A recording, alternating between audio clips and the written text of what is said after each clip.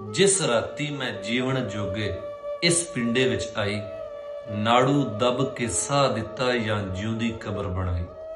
कौड़े शहद दी गुड़ती चक के चीक नू जिब ते सीता, जन्म जन्म दा मैला पानी अख निचोड़ के पीता।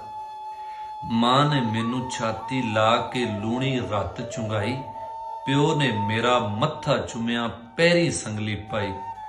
दादी ठंडा हौका भरिया दादे धौन चुकाई, घर दियां कंधां उचियां कीतियां नीवी छत बनाई।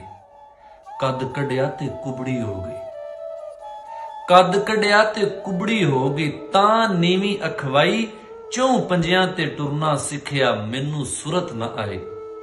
कोके दी थां नथ पई ते वालियां दी थां ताने, वीरे लई मैं कलमा कड़ियां मेरे हथ बस काने। कानियां दा मैं छज बनाया बह के दाने छट्टे, चूल्हा चौंका करके सोवा मां फिर भी मुंह वट्टे।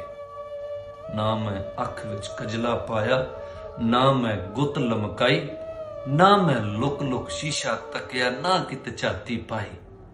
अख चुकण दी वेल नहीं सी, अख चुकण दी वेल नहीं सी, सुफने किस राह उणदी।